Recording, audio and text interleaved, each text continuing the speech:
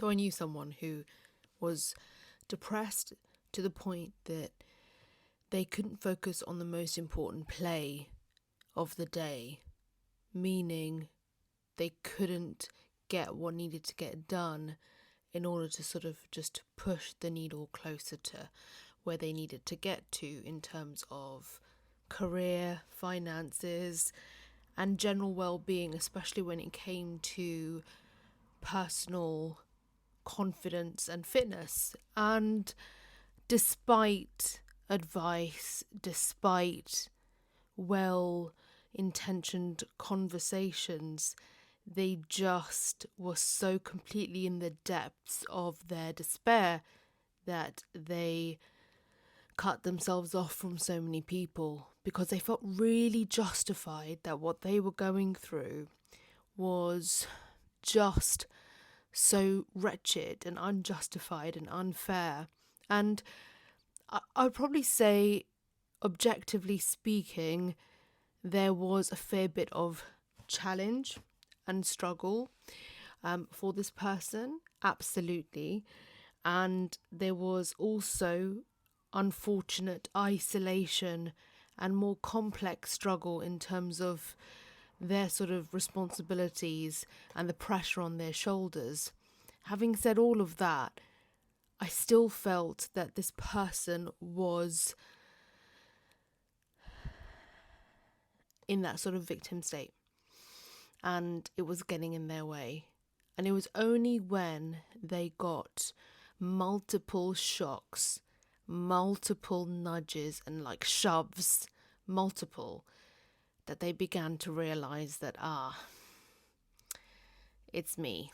Because all of this stuff I can't necessarily control or do away with in terms of the challenges, in terms of the complexities.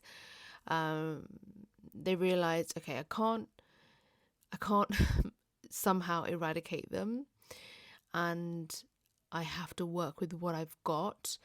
And it's much more than making lemonade out of lemons. Actually, what it's about is knowing that there is absolutely an opportunity and a lesson, not just an opportunity, but a lesson in that struggle.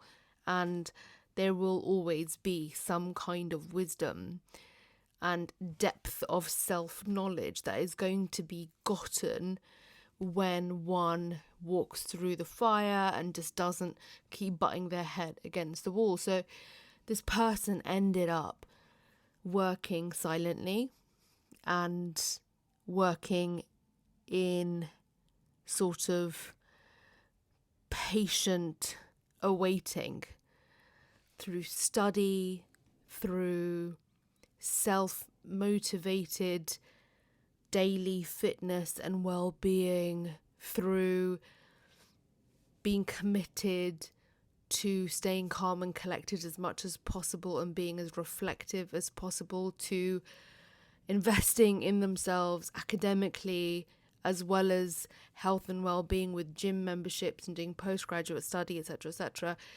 until they began to re-emerge as a completely different person.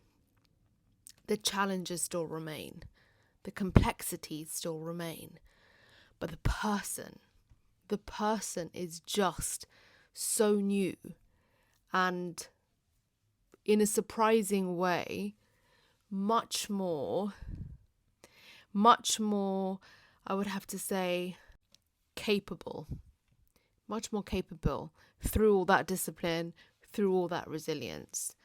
And I'm just so happy that no matter what, that the depression lifted, the suppression of self began to get its kryptonite, which is sort of investment in yourself. That is the kryptonite to sort of the suppression of self through whatever means, the sort of internalizing of external messaging and nonsense that we get as well. So I am just so completely and utterly pleased for that person that they were able to walk through the fire quietly without announcement and still continue to, and find new paths ahead. But it can happen to the best of us. That person's me. And it's never too late.